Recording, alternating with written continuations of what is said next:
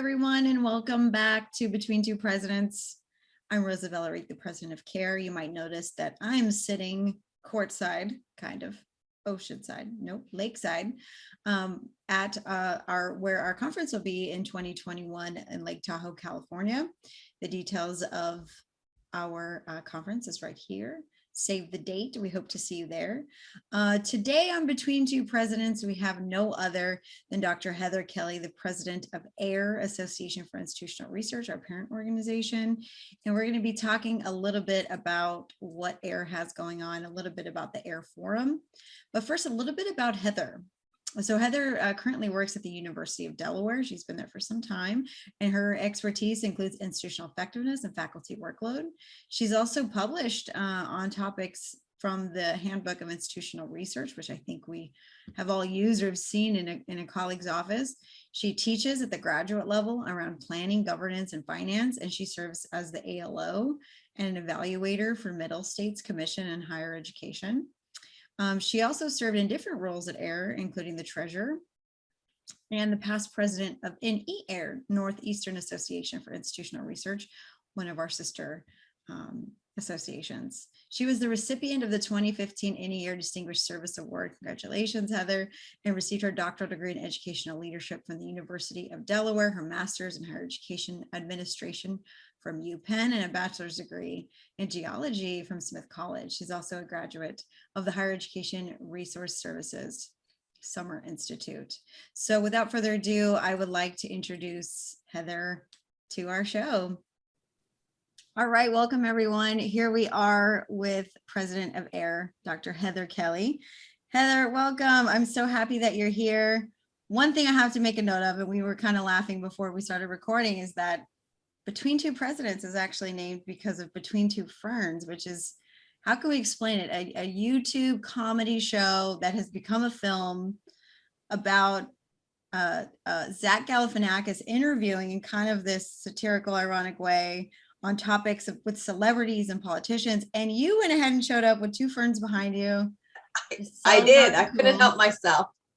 Oh, this is going to be such a good interview. That means we're right on the same page with our humor, Yeah. which I so appreciate you for that. So it's welcome. a pleasure to be here, Rosa. So glad you could be here. So let's talk a little bit about AIR and CAIR.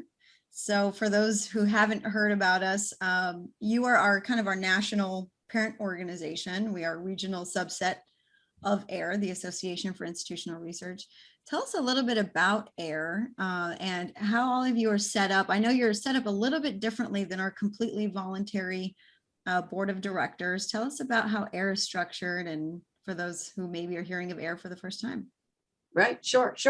So actually, we like to actually consider AIR as an international organization. We have a number of members from across the country, across the world, including some affiliate organizations that represent other countries. And so you are correct that AIR is set up a lot differently than some of our regional organizations. So we're very fortunate that AIR has the resources to have an executive office that includes an executive director as well as staff members. And so when we think about when programming is happening or events are planned, it's really the AIR staff under the leadership of the executive director that's putting on all of those events, the programming, developing partnerships with them when we get different grants and awards activities and things like that. It truly is the work of the AIR staff that's doing that. But that being said, it's where the board, we use policy governance. So that is how AIR is governed, and it includes a 12-member board of directors that's elected by the membership. So the leadership, similar to regionals, is elected by the membership. But the board is the entity that sets the vision and purpose for the association. And then it's the association operations led by the executive director and the AIR staff that really makes things happen. Like I like to say, make the magic happen. So, so it is quite different. Yeah, and whereas with the regionals, all of you, including yourself as volunteers, are the ones who are doing all of the programming and the event planning. That's so good to know. In terms of what AIR's up to now, in terms of the vision and goals, which is something you say the directors are in charge of, what are some things that are on the docket now for AIR that are falling within those areas?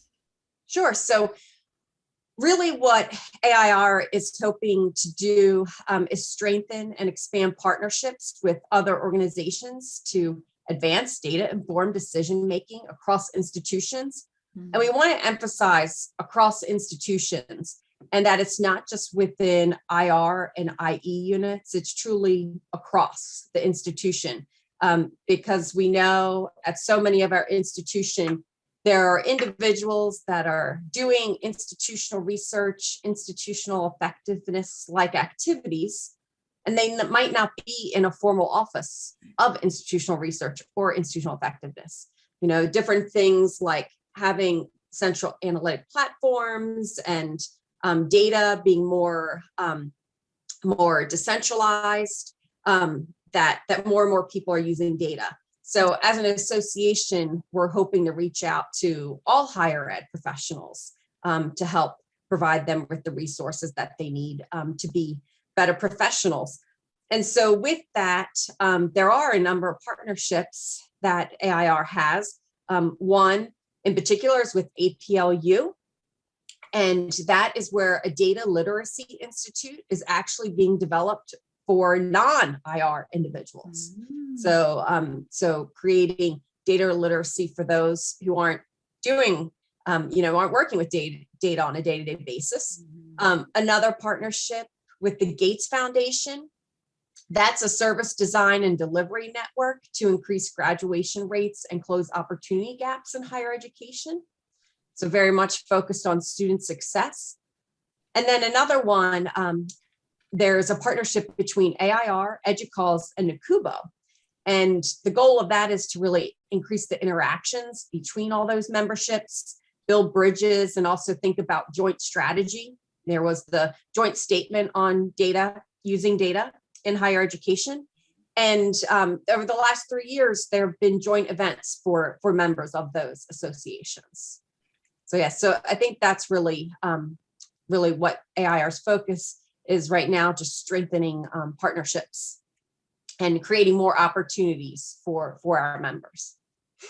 That's wonderful. I know at our institution, and even, at CAIR as well, where our theme for this year's conference is using data for advocacy, meaning that, take what you know and what you do at any level, at any part of your institution, and advocate on behalf of data and the findings and students. So that has been something that is on top priority for us as well. What are some types of resources that, if folks wanted to get to know AIR a little bit more, learn about these things, what are some good resources that we could put in front of some of our members at CAIR if they haven't already found them? Sure. Well, I think the number one resource, of course, is the website, airweb.org. There is another AIR association that does research in higher education, and they're also AIR.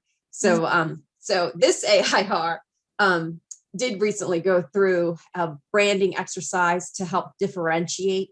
And that's where one of the reasons why we're not AIR.org. So you have to add that web, AIRweb.org. And then I would like to also bring folks' attention to the hub, the AIR hub. And that's available to folks. And it's a great resource to post questions, get answers to questions that you might have. And it just really, especially in this virtual environment that we find ourselves in recently, it's a great way to continue the community and the engagement with one another. Absolutely. And I'm a member, and I've connected with the hub in a few ways, including Great. I've done the iPads key holder type training. So if anyone's interested or new in IR, just want to learn about also reporting to the Department of Education's iPads, then I think that's a great way connect and learn resources and get more information there. I would say too, on a related note, just to make sure that everyone knows that for a limited time, there's a discount for members of affiliate organizations to attend the foundation's workshop at the AIR members price. So of course, we would love all of you to be members of AIR, but understanding that resources aren't always where they need to be, where people can hold multiple professional memberships. Do want to make sure that you are aware of that. So if anybody is interested in attending the foundation's workshop, you can do so right now at the same cost if you were to be an AIR member. Yeah. I did a coffee chat, I think is what they're called, through AIR. Yes. And Yes. I'm not sure if you guys go by AIR. Do you prefer AIR, or if folks say AIR, do you have a preference? We could have a whole chat just about that, Rosa. So it's very interesting how there is this ongoing is it AIR or is it AIR? And I don't necessarily want to show my age, but the fact that I've been a member of AIR now for more than 2 decades, I am in the camp that when I joined the Association for Institutional Research, it was referred to as AIR. And over time, I did see where individuals started referencing it as AIR. And so it's similar because it's just interesting to see how the different, even with the affiliates, right? So I've also been very much involved with the Northeast Association for Institutional Research, and the same thing.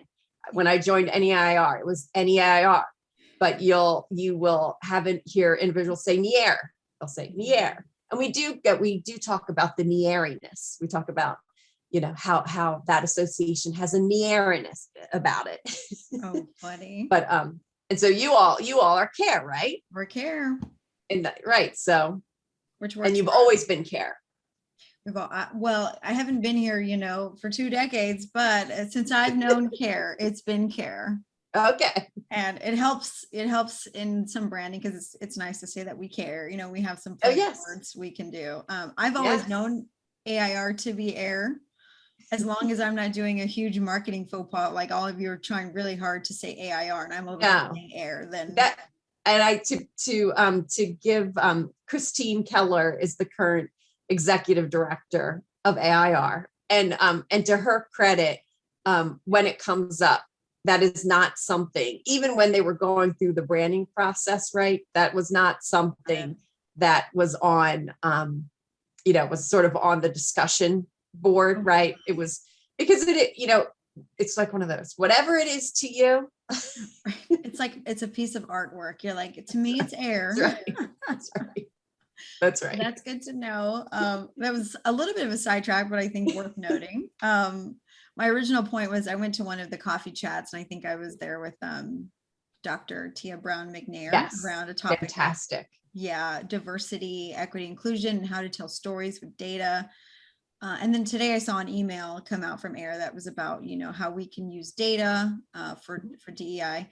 Where do you see kind of IR's role in supporting these difficult conversations around diversity, equity, inclusion?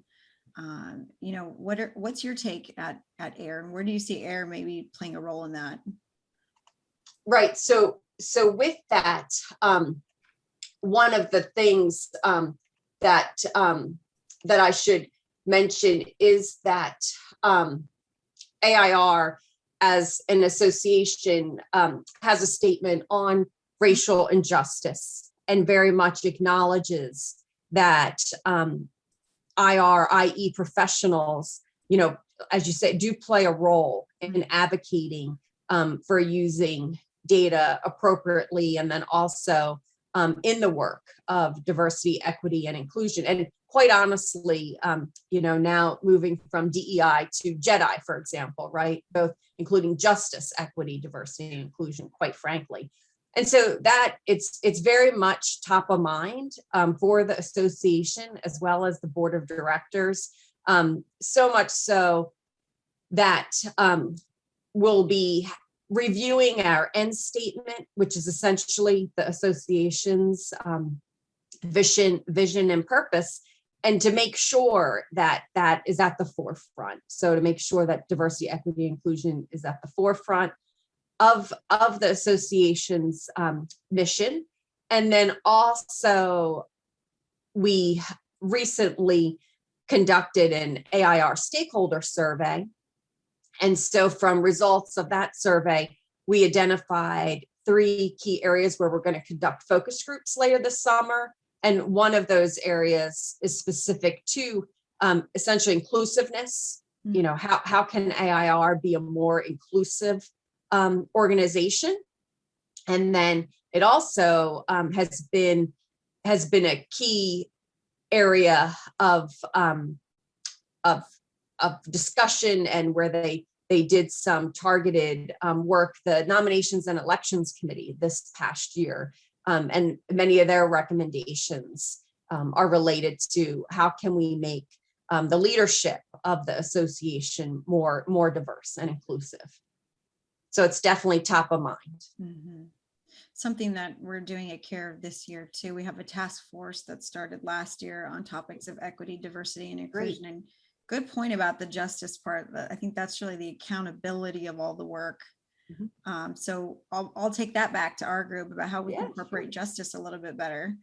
So that's wonderful. I know at all of our institutions, we're doing this work as best we can in a capacity or another.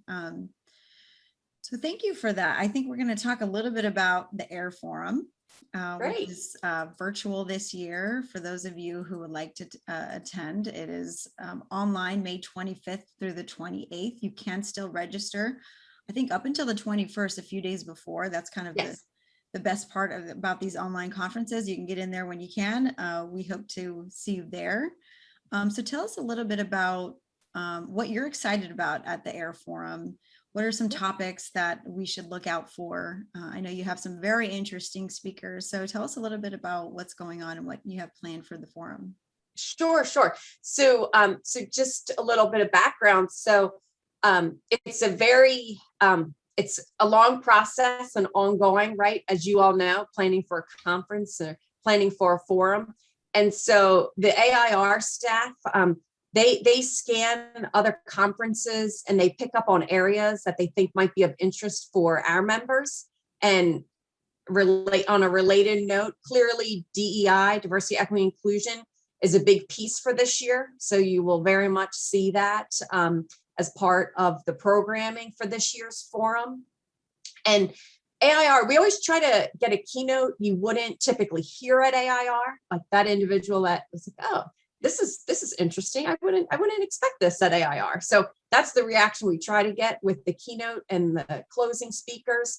And the goal really is to push us to think differently, especially on how to think differently about higher education more broadly and new perspectives. So with that, at this year's forum, the opening keynote is Michelle Norris, and she's a Washington Post opinions columnist, and she's a former NPR host, special correspondent, and she's the founding director of the Race Card Project. So we're really excited to have her opening up the forum. And then the closing keynote is Harper Reed. And Harper Reed, he's a futurist and technologist. And so he spends most of his time building big things, hacking things, and talking about doing both of those things. So just, two different but wonderful additions to the forum this year. So that'll be great. And what I'm so excited about the forum, and last year was the first virtual forum, and that it was a fantastic experience last year. And I think it's going to be, as good or even better this year, because it's going to be the second virtual forum, right? So everything gets better with time. But, AIR is my professional home, and I just love the community. And so the forum, that's the ultimate gathering place and for the community. And so I'm just excited to learn from our colleagues, what they're doing these days, and particularly excited to learn about the new innovations that have resulted from the pandemic.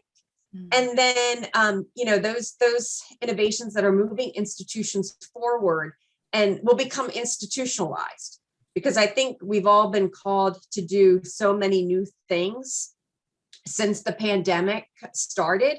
But I also think, so far as much as you can sort of see opportunity from a pandemic, right? That I do think that there have been ways that institutions have been forced to think or change or do things that will become institutionalized, that will only benefit, our students and our institutions and higher education in general. So this is the perfect forum, to learn about that. And so I think we are going to hear a lot from our colleagues with regard to what they're doing currently, and pre-pandemic, during the pandemic, and then what it means for them, post-pandemic. And so, and also, to be honest with you, the forum really energizes me every year. Mm-hmm. So I sometimes liken it to group therapy. So where it's wonderful when we can be with one another, but even in the virtual environment, there's plenty of opportunities to be interacting with one another through different networking events and happy hours and yoga breaks, and there's some fun planned within the sessions. So yeah, it'll be a good time. So hopefully y'all can join us. Yeah, we look forward to being there. Have there been any innovations that AIR has, as an international organization, that you've seen in either planning the forum itself, innovations that you've had going online that you might keep moving forward? Well, with regard to AIR, I mean, it was just, and even I think our institutions, right, where it was just amazing to see everyone pivot. Mm-hmm. Higher education has been known to be criticized for being slow to change. Slow to react, right? Like we tend to be more reactive than proactive. But I think this past year has really proven that wrong, to be quite honest. And so it was just amazing for me to see how AIR and Christine and the staff really rallied to just navigate through this pandemic. And because a year ago, when you think about it, it was a year ago, and we were only about 3 months in, to the pandemic, when so much was shifting, right? Like we really didn't know, it's like, can you be meeting, face to face? Does everything have to be virtual? And it was just such quick transition. And unfortunately, I think technology was in our favor, where as the association already had some online offerings from webinars and things like that. And I think they were ahead, where they were already thinking of things like the AIR hub community and things like that. So having that in place really also helped to keep the community together. And also too, being very responsive, where there are a number of resources where they quickly gathered resources for the community related to the pandemic, to assist with whether it be like data needs and dashboards and things of that nature, and how institutions were responding to the pandemic. So they quickly provided resources to our members, which was great. Yeah. I see that too. I could see the through line of innovation, either in what we're asking institutions to do, and also in the speakers that were selected. I'm excited that innovation is such a big part of this year's discussion. Yes. And also, I think we talked offline, and there was something about the business meetings being open to non-members. Yes. Is that something you wanted to tell us about? Yes. So this year, the business meeting will be open to non-members. It's taking place on Thursday, May 27th. So it is happening during the forum. It's at 7:45 a.m. Pacific time. So I hate to tell you that it is the morning, but I say, wake up, grab your coffee. You don't need to have your video camera on. So just, roll up to your computer, join us for the business meeting. And it will be a great way to learn about the past year, what's been going on with the association, and then, to be honest with you, what's in store for the future. Also gives you an opportunity to meet some of the staff, and then also the board of directors. Will be welcoming our newly elected board of directors at that meeting, as well as the nominations and elections committee. And then, but if by chance you aren't able to make the meeting, it will be recorded and shared on the AIR website. And so I encourage you to either join us in person that day, or be sure to check out the recording once it's available. All right, set your alarm clocks, everyone. That's true. 7:30 a.m. wake up, roll in at 7:45. Right. All right. And if we were together, we'd have the coffee there for you. But unfortunately, you'll have to bring that. It'll be BYOC. You'll have to bring your own coffee. Bring your own coffee, bring your own ferns. Yeah, that's right. Show up. We'll see you there. Lovely. Well, so your term officially ends after the conference has passed. And so, yes, you're coming up to your last month here officially as president. And so what's next for you? And what do you see coming up for AIR as well as an organization? Right. So, so when you are elected in the presidential role, it's a 3-year term. So you come on as vice president, and that's your first year. And then in your second year, you're serving as president. And then in your third year, you serve as immediate past president. And so my primary role as immediate past president will be serving as the nominations and elections committee chair. So with that, I encourage all of you to self-nominate or nominate one of your colleagues to serve on the AIR board of directors or as a member of the nominations and elections committee. And you'll be seeing emails coming out from us once we have that call for nominations. And I would just like to say, serving AIR is such a rewarding experience, and especially, it's different than serving in the regional, where we talked a little bit earlier about policy governance, and so it's just that experience alone, learning what it's like to be a member of a board that uses policy governance, which is actually very similar to many of our institutions. A lot of our board of trustees use policy governance. So it's good to be experiencing it in action, to be honest with you. And so I would be more than happy to talk with any of you who might be interested or have questions, about these opportunities. But you will hear from me. I will be knocking on your door, and I hope you answer it. Lovely. And so anyone who's interested should sign up to the listserv or go onto the website airweb.org to learn more about nominations, being a part of it. You do not need to have been a part of a regional association to join the board. So if anyone is interested, let us know too. If you're from California or our region and you're running, we like to try and put you, talk about having regional representation, which we're also excited about. We have an upcoming AIR president who is also from California, from San Jose State University. So a lot of cool things for our little area coming through AIR as well. Okay, is there anything that you would like to add at this point, Heather, that we haven't discussed, or anything worth noting or sharing with our community?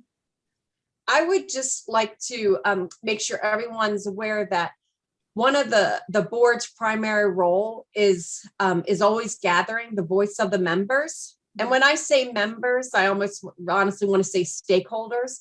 And that's all of you, regardless of whether or not you are actually a member of AIR. So with that, if there is anything that I can do you know, as a part of AIR that can support you in your professional development, please don't hesitate to reach out to me. I would love to hear from all of you what you need for educational programming and professional support, because there are those opportunities that happen through grants and other things. For example, like the iPads training that's is available to all, you know, not just members. And so there are those opportunities. And so we would love to hear your ideas of how we can best support you all. So yeah. Wonderful. Thank you so much. And we'll continue to work closely with AIR as well, and siphoning anything that we can't manage at our level up to y'all, so that we can continue to do the work and support all IR, or even those who are using data and analytics in the work that they do. That's so right. Thank you so much, Heather. Just a reminder, we hope to see you at the forum. Registration is still open for members and non-members. Again, May 25th through the 28th online. We hope to see you there. So thanks again, Heather. So appreciated you being here. And Yeah, thank you so much, Rosa. Hope to see you virtually. All right. Take care.